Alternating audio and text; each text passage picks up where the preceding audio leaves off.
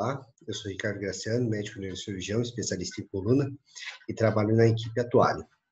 Em comemoração ao mês de junho, que é o mês de conscientização da escoliose, eu vou trazer alguns tópicos importantes sobre a doença. Basicamente, eu vou falar sobre acompanhamento e o tratamento, os tipos de tratamento.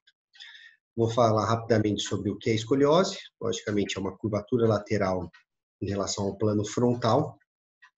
Ela é definida como uma curvatura acima de 10 graus pelo ângulo de Cobb. E, logicamente, é uma deformidade complexa, geralmente tridimensional, e que não envolve apenas a coluna, mas sim o tronco, e pode interferir também em outras partes do corpo. Existem várias formas de classificação, né? Basicamente, uma forma de idade que a gente divide ela em funcional e estrutural, sendo a forma estrutural a mais comum, onde a representação maior se dá pela escoliose idiopática juvenil ou do adolescente, né? Mas ela pode ocorrer em todas as faixas etárias da população, desde do nascimento, que é a forma congênita, até nos mais idosos, que é a forma degenerativa. Alguns sinais físicos são interessantes de ser comentado, porque isso geralmente é o que motiva o paciente a procurar o médico ou até os pais do adolescente levar a um cirurgião de coluna.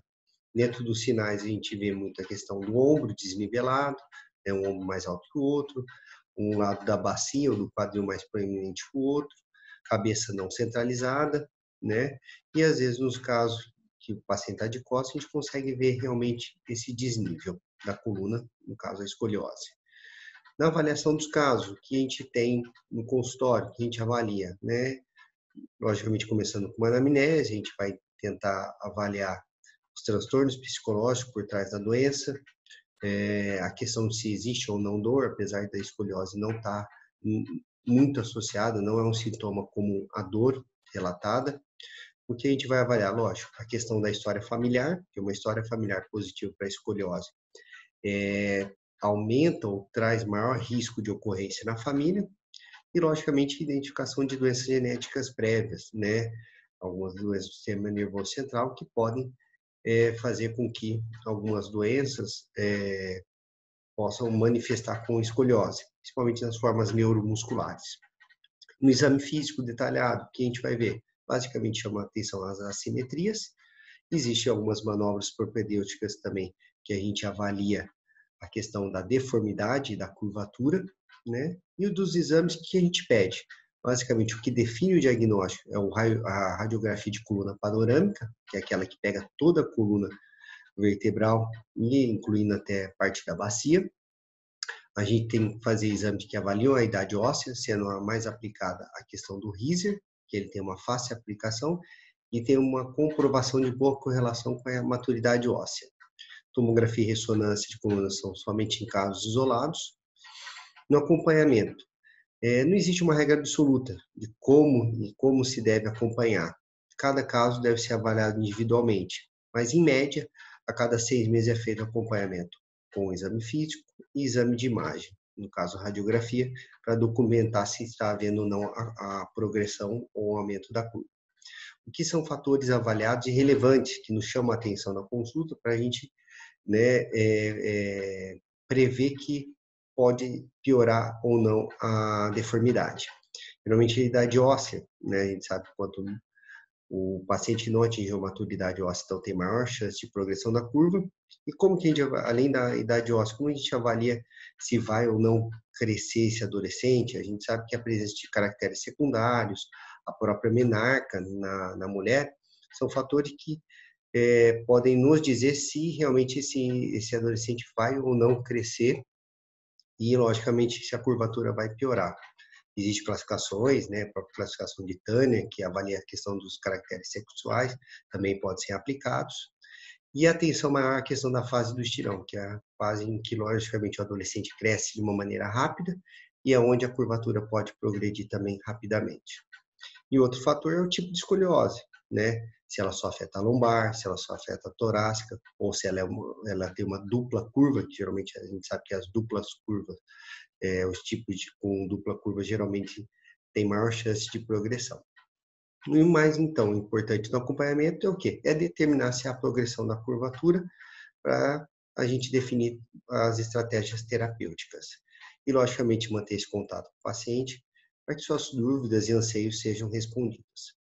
Aqui é um gráfico mostrando a questão do cálculo da escoliose, né, do ângulo de Cobb, e do lado a questão do Heiser, que avalia a maturidade óssea através da ossificação da crista ilíaca.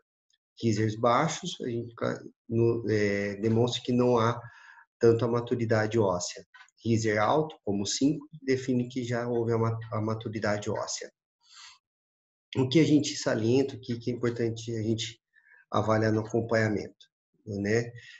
Curvas com maior risco de progressão são as que aparecem, logicamente, antes da maturidade óssea. A gente sabe que o poder de crescimento desse indivíduo vai ser maior. E que curvas maiores que 40 graus, que são aquelas curvas acentuadas, elas podem progredir independentemente da faixa etária. As curvas de menor valor, ou seja, menor de 20 graus, são comuns, tanto que apenas 3 adolescentes do sexo feminino, em cada 1000, possuem deformidade que vai necessitar de um tratamento como colete ou cirurgia. O que são sinais de alerta? Que são sinais que a gente tem que tomar atenção durante o acompanhamento por risco maior da progressão da doença e, logicamente, defeitos maiores, né, e logicamente até estigmas maiores para o paciente. Então, o que é? Meninos com curvas de valor elevado, a gente sabe que as meninas são mais afetadas na forma da escoliose idiopática, curvas atípicas de valor elevado, manifestações sistêmicas, dores e sinais de comprometimento neurológico, rápida progressão e, às vezes, presão de lesões cutâneas. Então, esses sinais são sinais de alerta que tem que chamar a atenção do cirurgião de coluna em relação à escoliose. O que também, eu acho que isso é o que eu tenho para falar em relação ao acompanhamento, isso tem que ser muito bem gravado, que são os fatores que estão realmente atrelados à progressão da doença. Então, o que é? Maior risco nas meninas, Heiser baixo, ou seja, Heiser zero, curvas duplas, maior chance de progressão, curvas torácicas também maior, curvas mais graves, ou seja, com maior que 40 graus, meninas mais altas, a gente sabe que também tem maior chance de progressão, crescimento muito acelerado na adolescência, que é a questão do estirão, baixo índice de massa corpórea, ou seja, pouca musculatura, né, principalmente, e logicamente a perda também dessa musculatura também aumenta a chance de progressão da doença. Então, assim, esses são os detalhes. Agora eu vou falar um pouco do tratamento.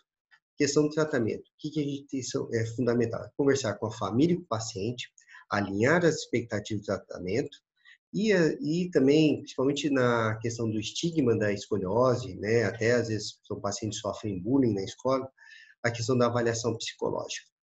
O que determina o tratamento? Logicamente, o tipo de escoliose e a idade de apresentação.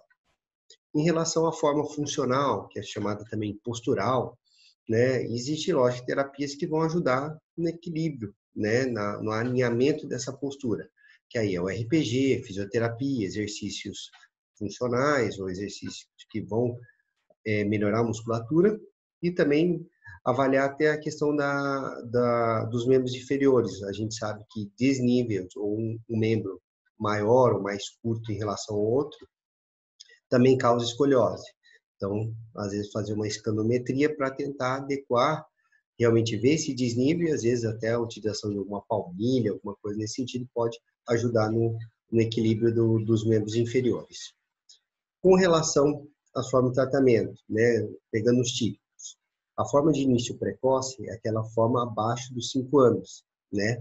A gente sabe que a atuação nesses casos é importante porque isso pode trazer deformidades que podem prejudicar até a questão da pulmonar, da capacidade pulmonar e até questões de alterações cardíacas. No tratamento, a gente vai ter a questão da moldagem, que é a utilização dos coletes de gesso, principalmente no caso dessas crianças, os próprios coletes sintéticos, né, são feitos baseados na curvatura, e no último caso, não é a primeira ideia de tratamento, são as cirurgias, que são a aplicação de hastes longitudinais, né, que podem ser moldadas com o crescimento. Na forma idiopática, o que a gente tem atenção ao tratamento? Atenção, curvas menores, que 25 graus não requerem qualquer tipo de tratamento, somente a observação já é indicada durante toda a fase do crescimento.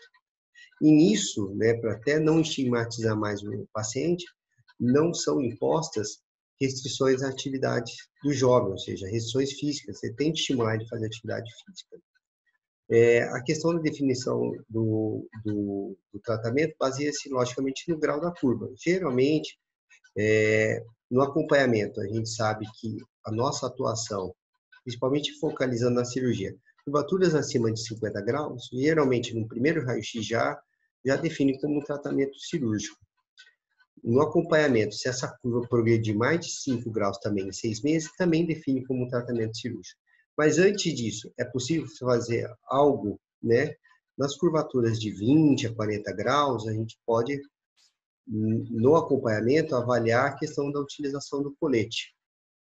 Mas, logicamente, o colete tem que ser avaliado se está havendo, pelo menos, um percentil, mesmo que baixo, de progressão na curva, porque a gente sabe que mesmo graus de curvaturas com até 30 graus podem manter-se estável, mesmo com crescimento. Então, é interessante, antes de aplicar o colete, saber se realmente essa curva está aumentando.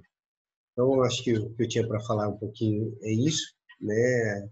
Nós, da equipe atual, estamos à disposição. Um grande abraço, fiquem com Deus.